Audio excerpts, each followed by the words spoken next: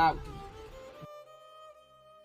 बोले राधा कृष्ण भगवान की, श्रीमद् भागवत महापुराण की, राघवेंद्र सरकार की, भक्ति महारानी की जय जय श्री राम।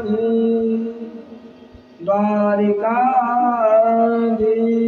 की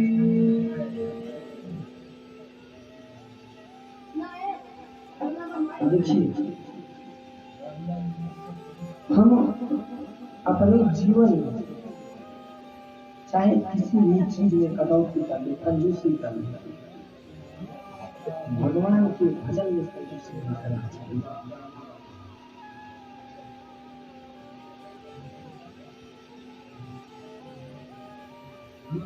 हमने गत दिवस दमन मंथन की महिमा को जाना था।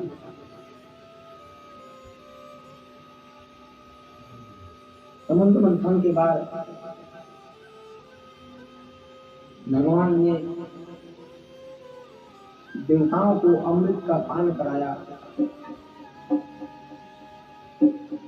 जिससे देवताओं को अमृत प्राप्त हो गया। लेकिन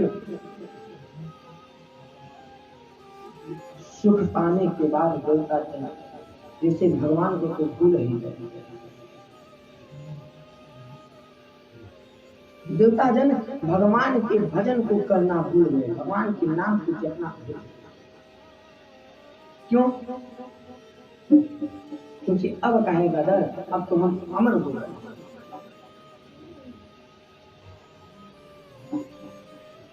प्रहलाद के पौत्र बलि महाराज ने अपने कुल गुरु शुक्राचार्य जी को प्रणाम किया और बोले, गुरु जी हम परास्त हो गए,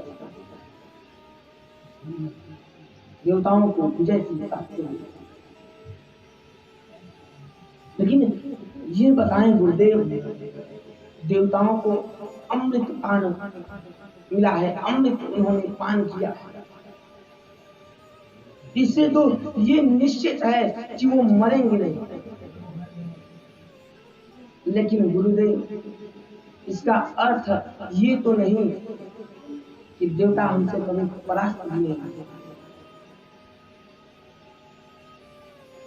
दैत्य गुरु शुक्राचार्य ने कहा, बेटा अभी समय उचित नहीं है, जब समय आएगा मैं तुझे बताऊंगा। लेकिन अगर देवताओं को जीतना है तो सबसे पहले 3 बातें ध्यान में रखो। बलि गौ की सेवा करो, ब्राह्मणों की सेवा करो, संतों की सेवा करो, गुरुजनों की सेवा करो। अगर तुम इस चीज को करते हो तो अवश्य ही देवताओं को परास्त कर पाओ। एक दिन शुक्राचार्य जी ने कहा, बलि ये समय बड़ा अनुकूल है, तुरंत जाओ स्वर्ग पर चढ़ाई कर दो, मेरा आशीर्वाद तुम्हारे साथ है, तुम अवश्य विजय सिंह को प्राप्त करो। गुरु जी का आशीर्वाद मिल गया। बलि ने तुरंत अपनी सारी सेना को लेकर के स्वर्ग पर चढ़ाई कर दिया और पूरे त्रिलोक को अपने वश में कर लिया, अपने कब्जे में कर लिया, देवताओं को मार करके भगा दिया। अब देवता मारे मारे फिरने लगे।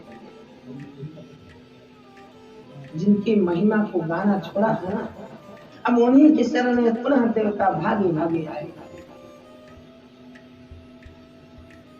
देवताओं की माता अदिति अपने महल में बैठे बैठे उदास रो रही है। भगवान कश्यप महाराज वहां आए। देवी क्या हुआ? सब ठीक तो है? आपका पूजन पाठ अच्छे से चल रहा है?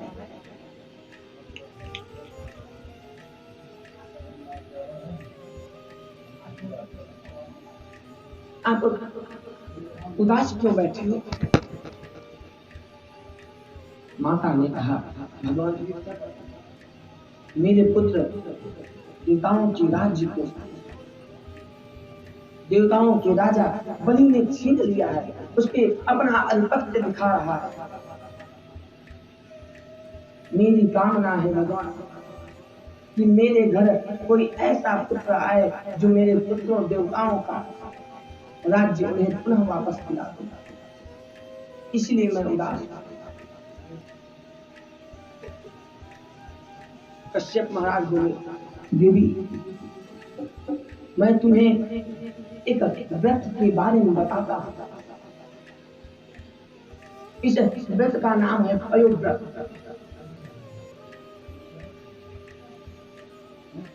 ये फाल्गुन मास के शुक्ल पक्ष में व्रत किया जाता है, प्रतिपदा से लेकर के त्रयोदशी, और इसमें केवल दूधपान किया जाता है, भगवान का कीर्तन किया जाता है। इसी का नाम है पयोव्रत। देवी अगर तुम सच्ची भावना से भगवान का ये व्रत धारण करोगी तो तुम्हारी मनोकामनाएं अवश्य पूरी होगी।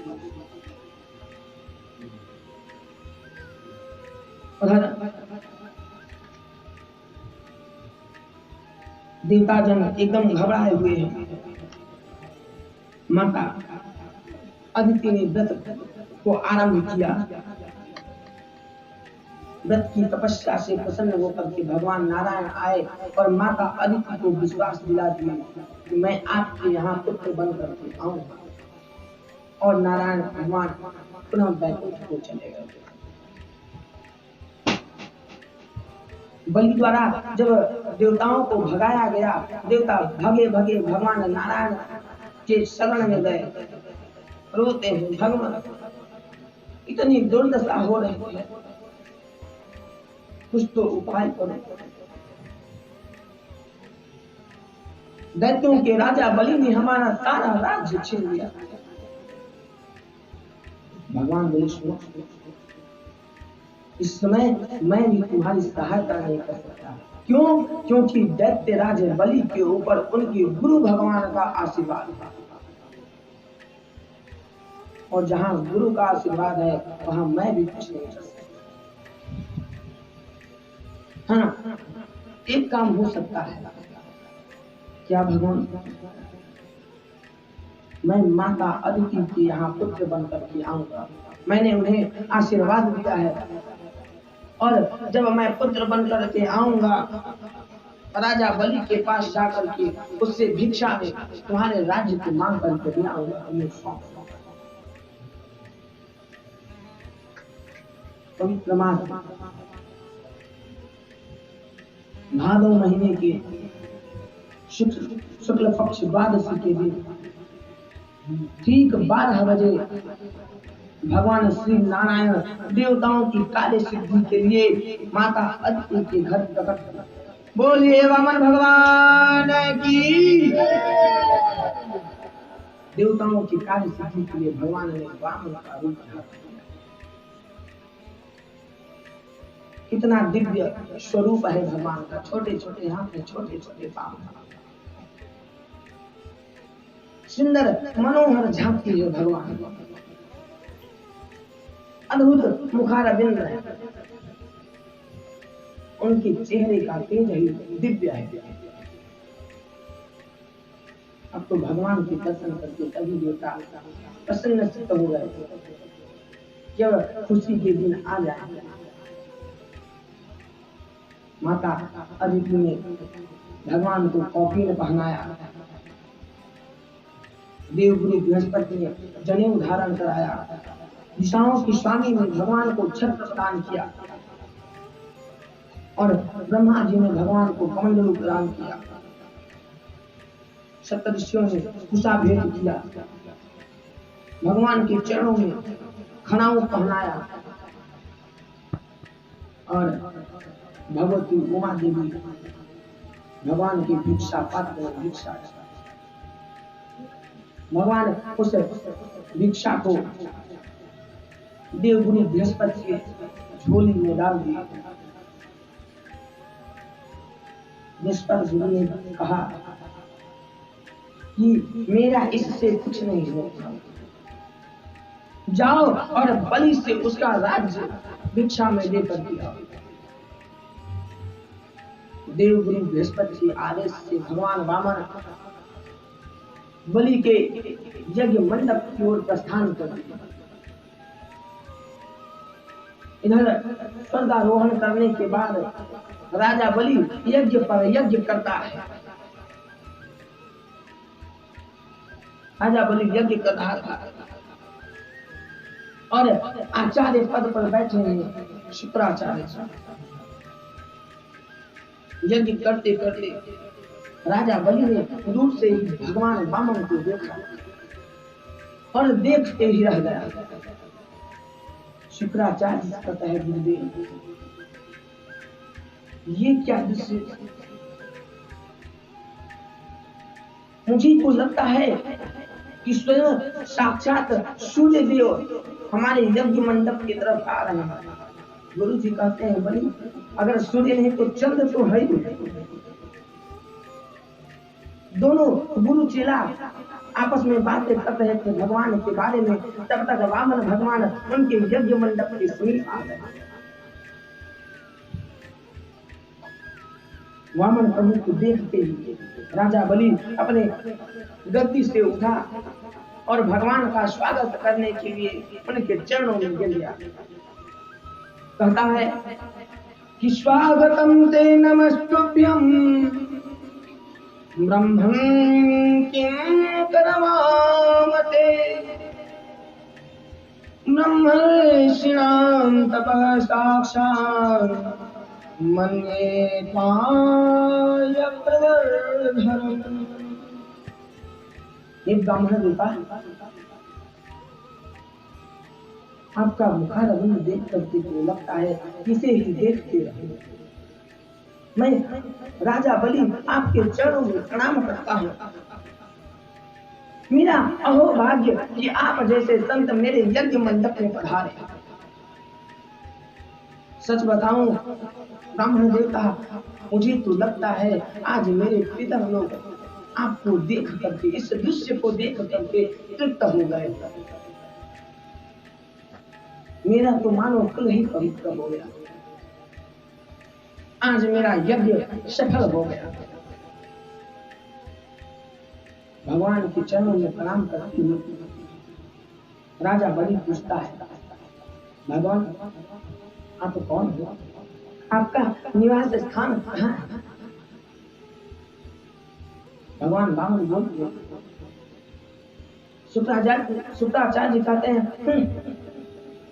दिखाई नहीं देता, अभी प्रभु माला जप कर रहे हैं और माला जपते समय बोला नहीं जाता जब तक कि माला पूर्ण न हो जाए। बलि कहता है भगवान आप कुछ तो बोलिए, मुझे तो ऐसा लग रहा है कि मैं अपना सर्वस्व आपको दे दूं। भगवान मन में सोचते हैं वही तो करने आया हूं, तुझसे सब छीनने ही तो आया हूं। कहता है बताइए क्या दे दूं मैं आपको? हजारों गौओं को दान कर दूं, आपके लिए कंचन महल बनवा दूं, सोने से वर्षा करा दूं, क्या दूं मैं आपको? सब कुछ देने का मन करता है आपको। भगवान ने जल्दी जल्दी माला को पूरा किया। कहते हैं राजन आप ही का नाम बलि है, आपके परबाबा हिरण्यकश्यप जो थे बड़े दानी थे, आपके बाबा प्रहलाद, आपके पिता विरोचन भी बड़े दानी थे, तो आप भी दानी हो, इसमें कोई संशय नहीं। अरे आपका पूरा खानदान दानी रहा है तो आप भी तो दानी होंगे। देखिए जब किसी से कुछ मांगना हो ना उसके बारे में पहले थोड़ा बड़ाई कर देना चाहिए, तो थोड़ा उससे मांगने में सहूलियत मिलती है। यही काम वामन भगवान कर रहे हैं राजा बलि के साथ। फिर कहते हैं लेकिन राजा क्षमा करिएगा, हम किसी से कुछ लेते नहीं हैं, हमारा नियम है, क्यों लेना किसी से कुछ। बलि कहता है भगवान मेरे यहाँ यज्ञ चल रहा है और आप जैसे महान संत मेरे यज्ञ मंडप में पधारे और बिना कुछ लिए चले जाए, मुझे बड़ा कष्ट हो रहा है। लोग क्या कहेंगे कि राजा बलि के मंडप से एक ब्राह्मण बिना कुछ लिए चला गया। कहते हैं क्यों लेना, अकेला हूं, रहने के लिए मेरे पास मेरा छाता है, पानी पीने के लिए कमंडलू है, मुझे तो किसी चीज की आवश्यकता है, क्यों लूं, किसके लिए। बलि कहता है भगवान आप अकेले हो इसलिए नहीं लेना चाहते, तो आपका विवाह करा दिया जाए। कहते नहीं, मुझे इस माया मोह में नहीं फंसना। तो आप कुछ लेते काहे नहीं, कुछ तो ले लो प्रभु। भगवान बोले नहीं, हमारा तो नियम है।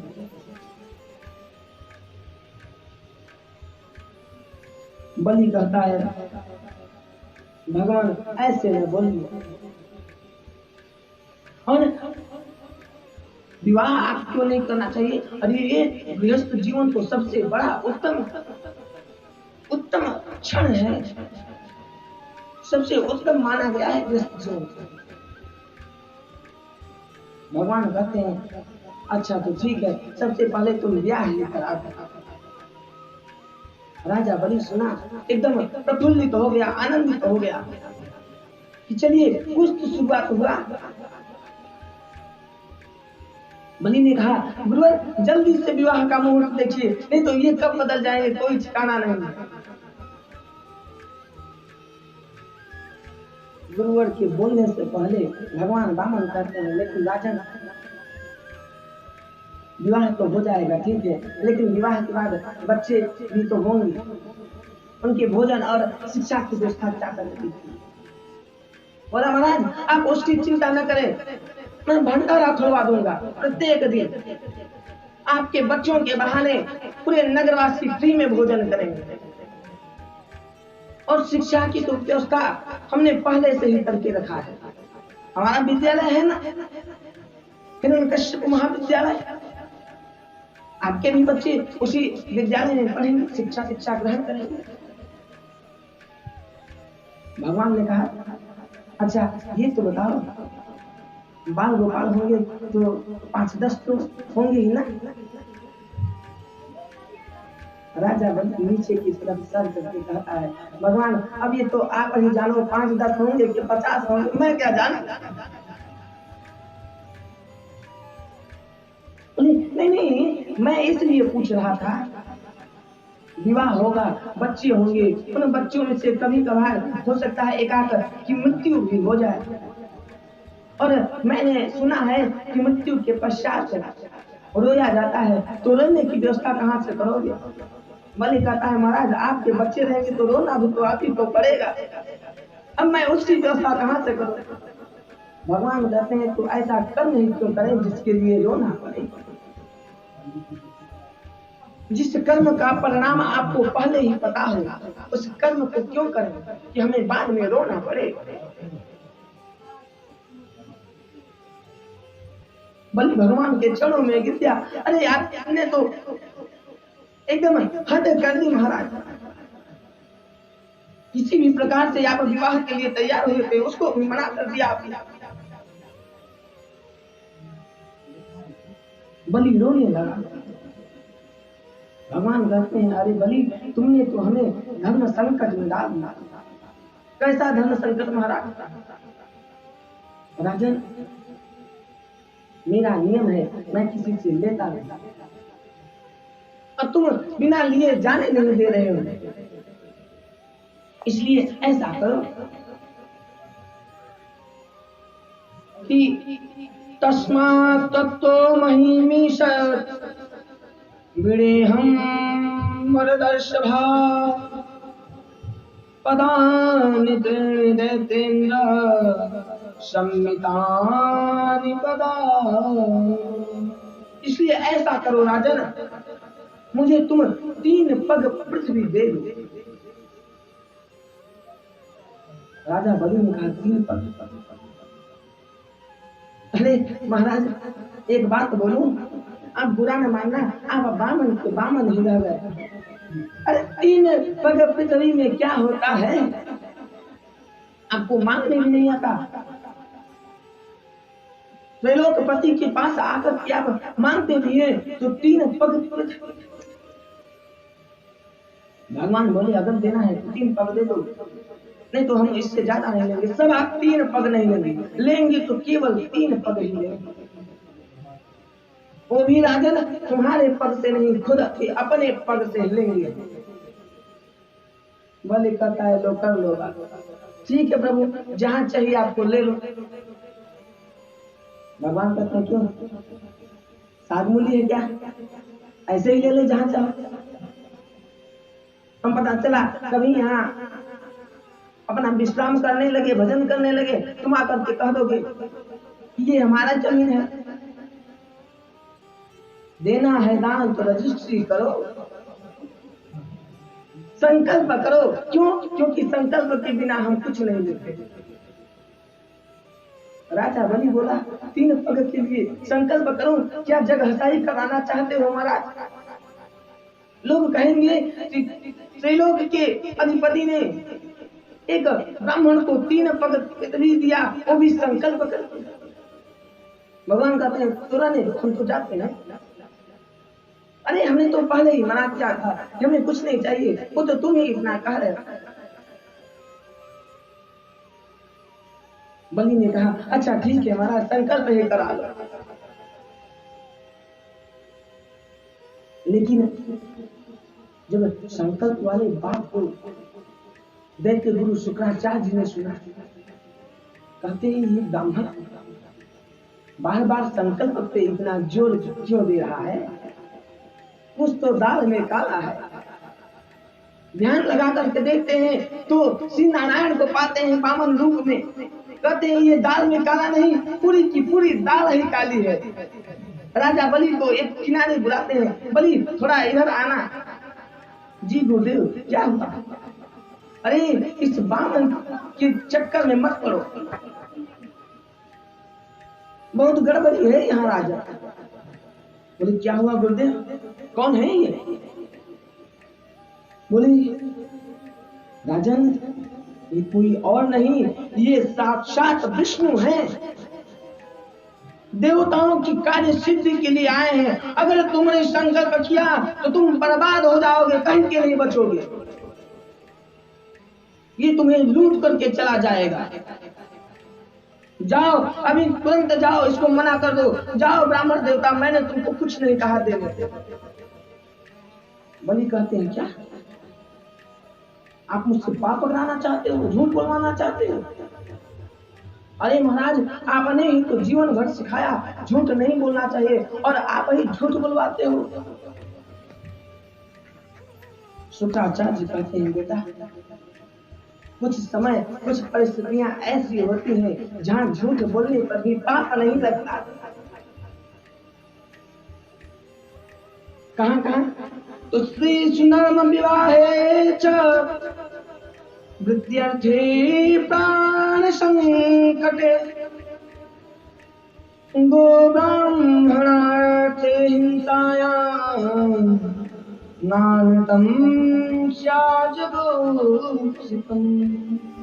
राजन आप जो है तुरंत मना कर दो।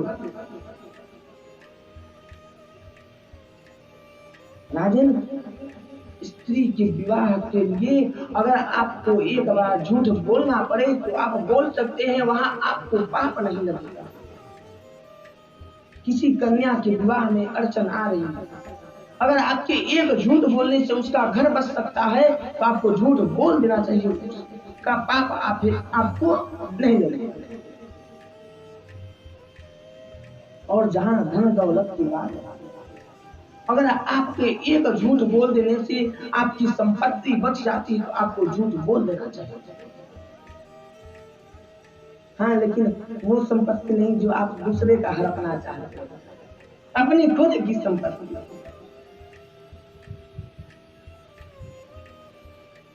गौ की, ब्राह्मण की,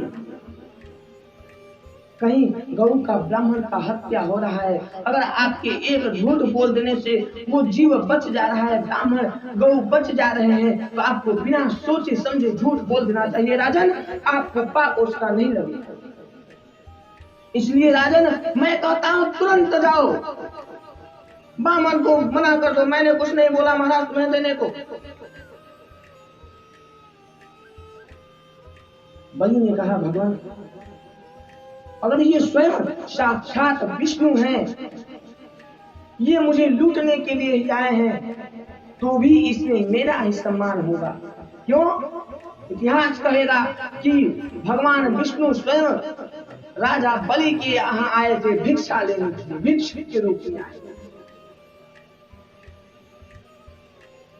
गुरुदेव ने बहुत समझाया राजा बलि को। जब बलि बार बार समझाने के बाद भी नहीं मानता, संकल्प करने के लिए जैसे ही हाथ में पानी लेने लगा, जल लेने लगा, शुक्राचार्य जी महाराज कमंडलू के छिद्र में जाकर के छिप गए। लोग करो संकल्प, जब जल ही नहीं निकलेगा तो संकल्प कहां से करोगे? भगवान वामन ने एक कुशा को उठाया और कमंडलू के छिद्र में कुशा से जैसे ही खोदा तो दैत्य गुरु शुक्राचार्य की आंखें ही जय श्री राम हो गई, आंखें फूट गई। अब बताइए कोई आपका कल्याण करना चाहता है और आप ही से उसका अनिष्ट हो जाए तो वो आपको आशीर्वाद देगा कि श्राप देगा? यही परिस्थिति शुक्राचार्य जी की हुई, उनकी आंखें फूटी, कमंडलू से बाहर निकले और राजा बलि को श्रीहीन होने का श्राप देकर के चले।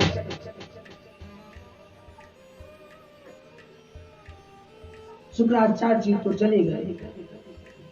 अब बलि ने जैसे ही संकल्प किया और संकल्प करने के बाद भगवान वामन को प्रणाम करता है और पुनः उठने के बाद देखता है जहां भगवान का मुखारविंद था वहां भगवान का आज चरणारविंद है। बोलिए विराट भगवान की।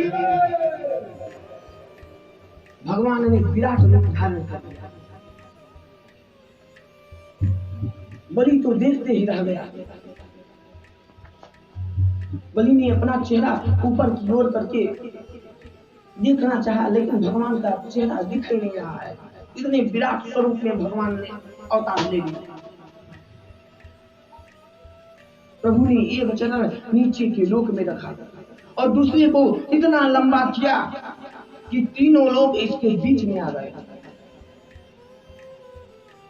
पूरे त्रिलोक को पार करते हुए जब भगवान का चरण ब्रह्मलोक में पहुंचा, ब्रह्मा जी ने भगवान के पाद पद्मों को धोया और उनके चरणामृत को अपने कमंडलों में भर लिया और वहीं भगवान का चरणामृत आगे चल करके माता गंगा के रूप में अवतरित हुई। बोलिए गंगा मैया की। भगवान के चरणामृत से गंगा मैया अवतरित हुई। प्रभु ने 2 चरण में पूरे त्रैलोक को नाप दिया। बलि से कहते हैं, बलि जल्दी बताओ मैं तीसरा पग कहाँ रखूं? तुमने 3 पग दान देने का संकल्प किया है और अभी तक सिर्फ 2 हुए। जो व्यक्ति अपने वचन को पूरा नहीं करता वो तो नरकगामी होता है, जल्दी बताओ।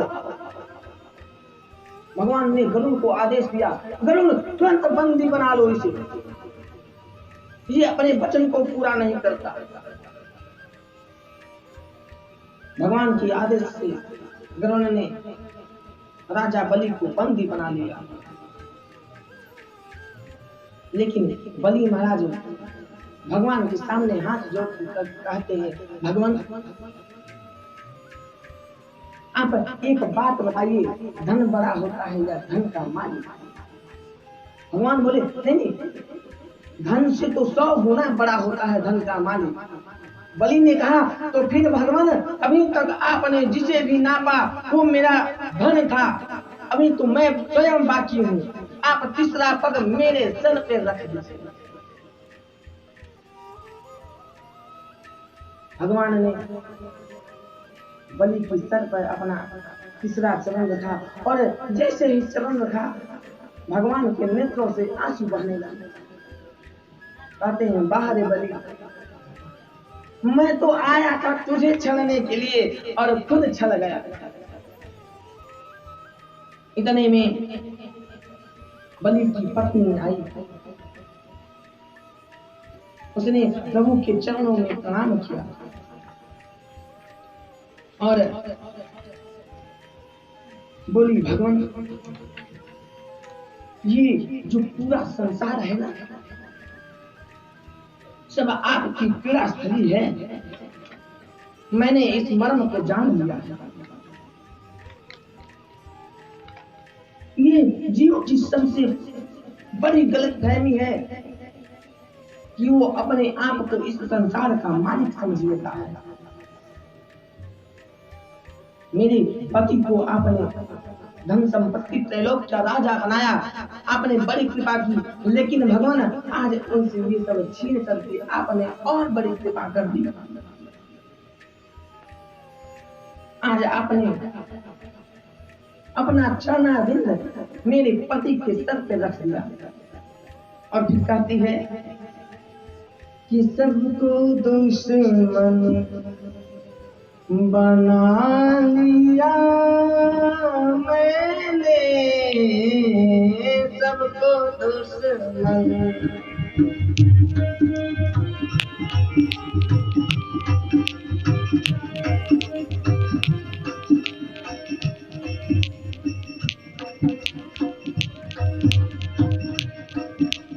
सबको दुश्मन बना लिया मैंने,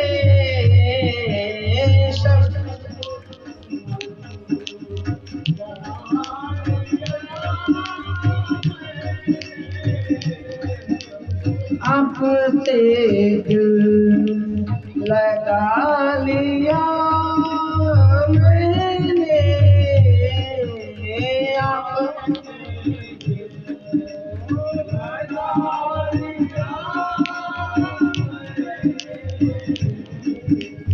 आपसे दिल लगा लिया मैंने,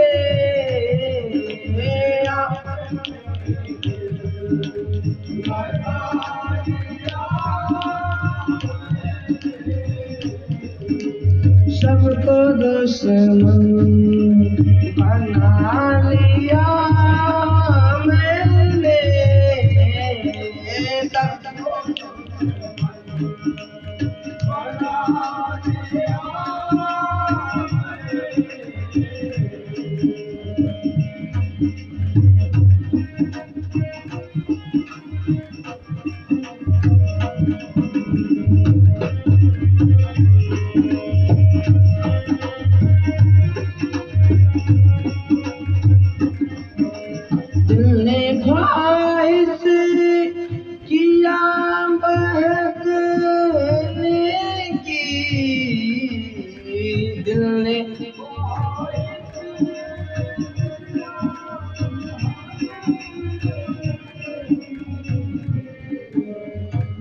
ने ख्वाहिश किया बहकने की,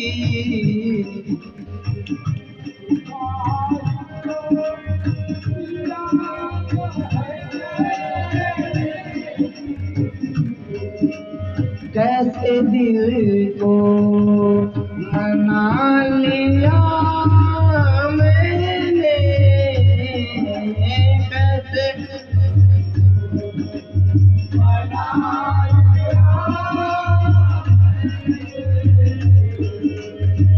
सबको दुश्मन बना लिया मैंने,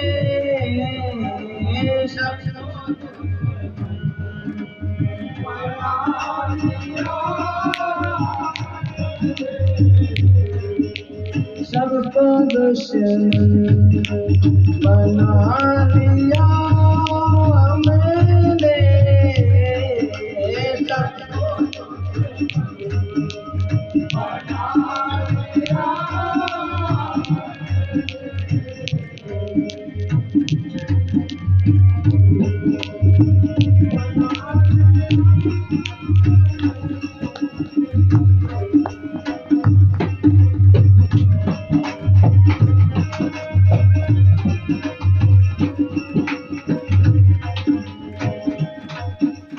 हर तरफ रास्ते निकालते थे, हर तरफ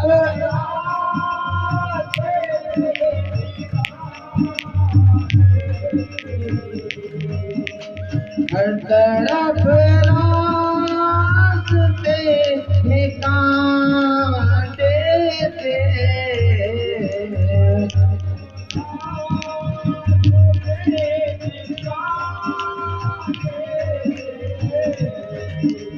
ऐसे दामन बचा लिया मैंने, ऐसे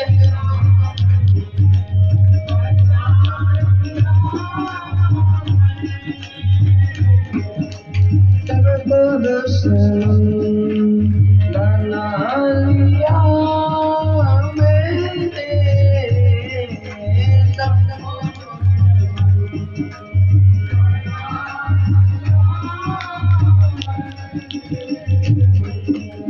आपसे लगा लिया मैंने,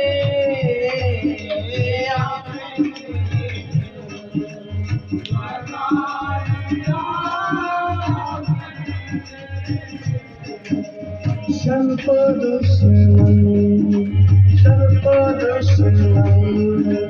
बना लिया मैंने,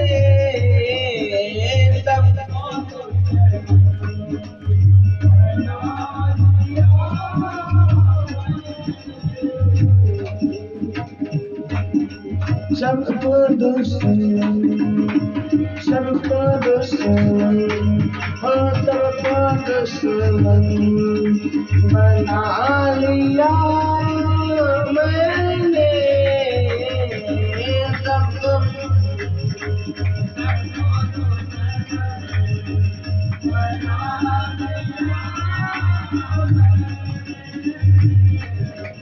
आपसे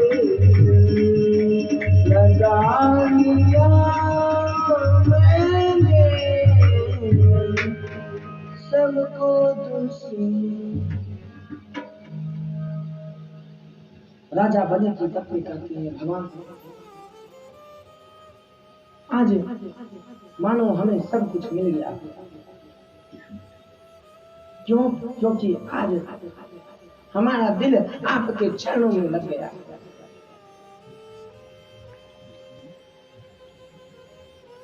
और तब तक प्रहलाद जी उस सभा में आ जाते हैं, भगवान को प्रणाम करते हैं, भगवान से कहते हैं सबसे पहले भगवान मैं आपको धन्यवाद करना चाहता हूं। भगवान ने कहा क्यों?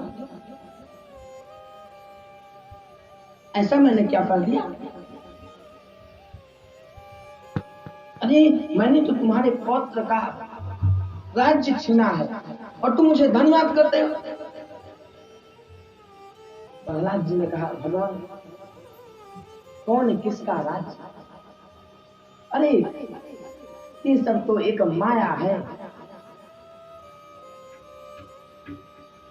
भगवान कहते हैं लगता है इस पूरे खानदान में सब बुद्धिमान ही जन्म लिए हैं, जिसको देखो आता है और उपदेश करके चला जाता है।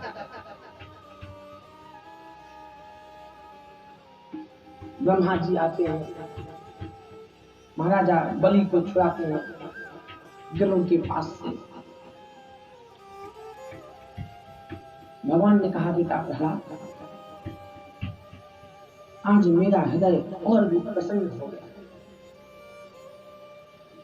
तुम्हारा पौत्र तो तुमसे भी ज्यादा आगे बढ़ गया, तुमसे भी अच्छा भक्त निकला।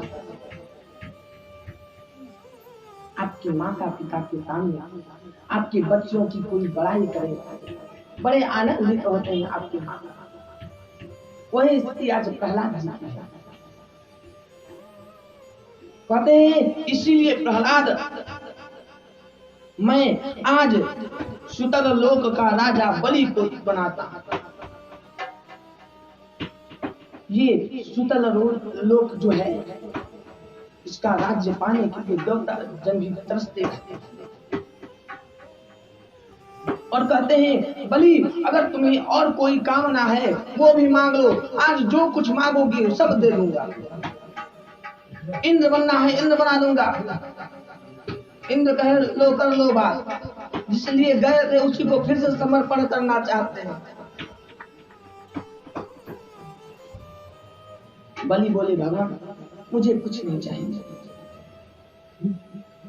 हाँ, अगर कुछ देना है चाहते हो भगवान तो यही वर दे दो कि मैं जब भी अपने महल से बाहर निकलूं तो दरवाजे पर आपका दर्शन हो। भगवान कहते हैं, क्यों मुझे चपरासी बनाना चाहते हो? नहीं नहीं भगवान, ये मैंने कब कहा? भगवान बोले, तो और क्या कहा तुमने? मुझे क्या पता कि तुम कब घर से बाहर निकलोगे, कब घर के अंदर जाओगे। ये तो तभी संभव है जब मैं तुम्हारा द्वारपाल बन के रहूं।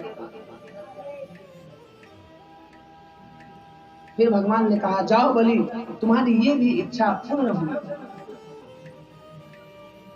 भगवान ने बलि को आशीर्वाद दिया। माता लक्ष्मी वैकुंठ से आई और भगवान को नारायण के रूप में लेकर के वैकुंठ में चली गई।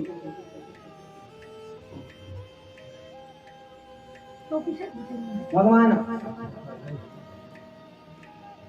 एक रूप में राजा बलि के यहाँ रह गए।